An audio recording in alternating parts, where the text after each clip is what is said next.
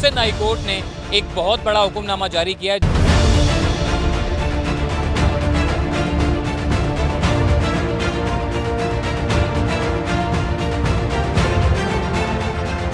जिस जगह पर ये पूरी आबादी कायम कर रखी है, ये रफाई प्लॉट्स था और इस रफाई प्लॉट्स के ऊपर जो है वो पूरी बस्ती जो है वो आबाद कर दी गई है।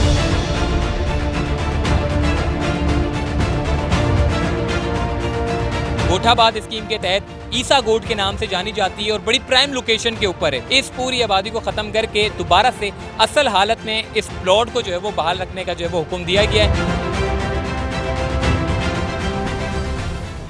अस्सलाम वालेकुम, चलते फिरते मैं आपको कुछ आमदीद कहता हूँ। इस वक्त सिंध हाई कोर्ट ने एक बहुत बड़ा हुक्मनामा जारी किया है जिसमें शहर के बिल्कुल दरमियान में एक ऐसी बस्ती है जो कि गोठाबाद स्कीम के तहत जो है वो अलॉट की गई ज़मीन थी। और उसके बाद हमने देखा कि जब ये दरख्वास्त दायर हुई तो उसके बाद फिर ये जो ज़मीन थी ये गैर कानूनी जो है वो तस्वुर की गई और अदालत ने इस पूरी केस को सुना। और जब सुना तो उसके बाद board of revenue, KMC, MDA, SBCA, ये जितने मुताल्लिका इदारे हैं इन सब से रिपोर्ट मांगी गई और रिपोर्ट में ये वाज़े हुआ कि जी जिस जगह पर ये पूरी आबादी कायम कर रखी है ये रफ़ाई प्लॉट्स था और इस रफ़ाई प्लॉट्स के ऊपर जो है वो पूरी बस्ती जो है वो आबाद कर दी गई है। 2010 में यानी कि जब पीपल्स पार्टी का जब दौर हुआ करता था उस वक्त शहर की बड़ी क्रीम जगहों के ऊपर जो है वो गोठाबाद स्कीम के तहत जो है वो कच्ची आबादियाँ जो है वो कायम कर दी गई। और आज इन्हीं कच्ची आबादियों की इतनी ज़्यादा डिमांड है कि एक एक घर जो है वो करोड़ों रुपए में जो है वो अगर बेचा जाए तो करोड़ों रुपए का जो है वो बेचा जाएगा। इस वक्त मेरे पीछे अगर आप देखें तो ये पूरी एक आबादी है जो कि 4 एकड़ पर मुहित है और सिंध हाई कोर्ट ने आज ये हुक्मनामा जारी किया है कि इस पूरी आबादी को जो कि गोठाबाद स्कीम के तहत ईसा गोट के नाम से जानी जाती है और बड़ी प्राइम लोकेशन के ऊपर है। ये जो लियाकत अली खान चौक है यानी कि 90 से बिल्कुल करीब में ही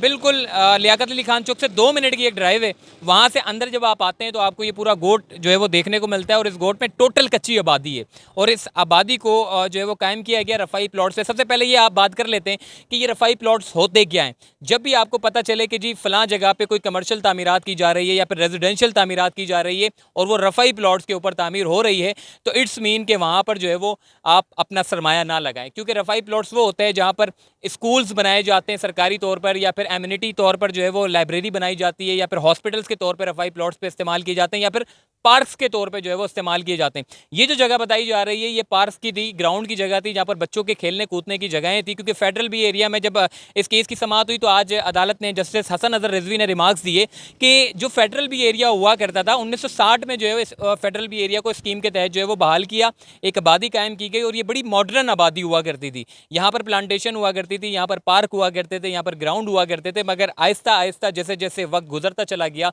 ये तमाम पार्क और ग्राउंड जो है वो ख़त्म कर दिए गए और अभी जिस आबादी की बात हो रही है ईसा गोट के नाम से, इस पूरी आबादी को ख़त्म करके दोबारा से असल हालत में इस प्लॉट को जो है वो बहाल रखने का जो है वो हुक्म दिया गया है। 25 मई को जो है वो इदारों से प्रोग्रेस रिपोर्ट मांगी गई है कि 25 मई को जो है इस पूरी आबादी को ख़त्म करके इसका जो असल स्टेटस है उसको बहाल किया जाए। अच्छा, गोठाबाद स्कीम की अगर मैं बात करूँ तो कराची शहर में अगर आप गोठाबाद जैसे कि आप कोरंगी ले लें,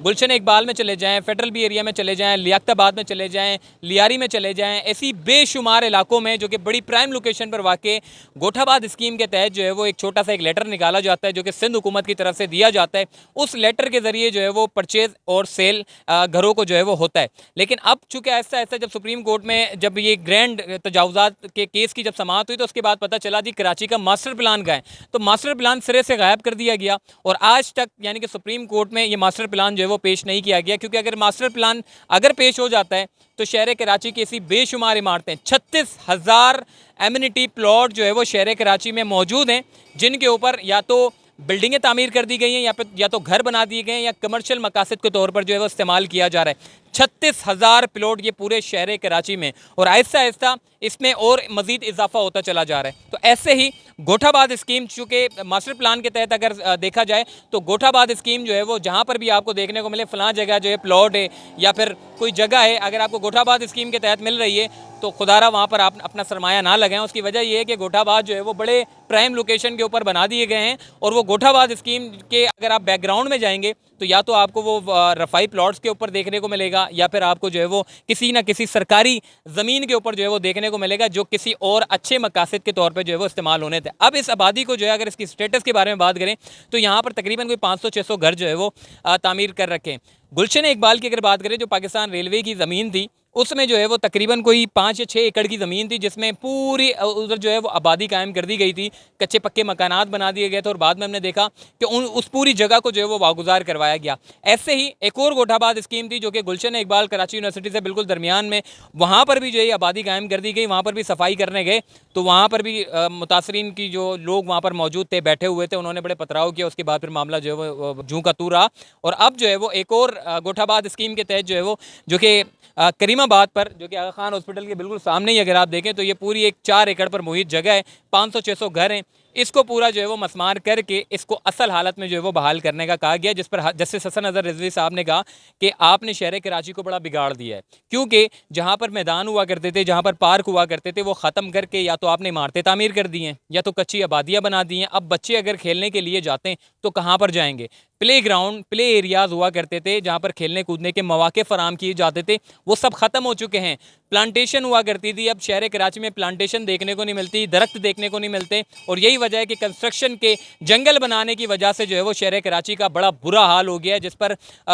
इदारों की भी बड़ी सरजनिश की गई। उनको कहा गया कि जी अगर आप कहते हैं कि जिस इस आबादी को अगर बरकरार रखा जाए तो हमें बताएं कि फिर जितने भी जो आबादी है जिनके लिए पार्क बनाए जाते हैं फिर वहाँ पर भी कंस्ट्रक्शन शुरू कर दें, क्योंकि शहर कराची में ऐसे बेशुमार पार्क और जो ग्राउंड है जो कि ख़त्म हो चुके हैं। अगर आप उसकी कराची के मास्टर प्लान के तहत अगर आप देखेंगे तो वहाँ पे इमारतें बन चुकी होंगी, वहाँ पर घर तामीर कर दिए गए होंगे, वहाँ पर बहुत कुछ यहाँ यानी कि किसी और मकसद के तौर पर इस्तेमाल किया जा रहा होगा। तो सुप्रीम कोर्ट का भी वाज़ेह हुक्म है कि कराची शहर में तजावुज़ात जो है वो नहीं होने चाहिए और इसी वजह से जो रफ़ाई प्लॉट्स हैं उनको असल हालत में बहाल करना बड़ा ज़रूरी है और 25 मई तक ये प्रोग्रेस रिपोर्ट मांगी गई है कि इस पूरी जगह को खाली करके इसका जो असल मकसद है उसके लिए जो है जगह को इस्तेमाल किया जाए और ऐसे शहर कराची की मुख्तलिफ जो जगह हैं उनको भी असल हालत में बहाल करने का हुक्म दिया गया है। तो अभी फ़िलहाल इतना ही, चलते फिरते से मुझे दीजिए इजाज़त, तब तक के लिए अल्लाह हाफ़िज़।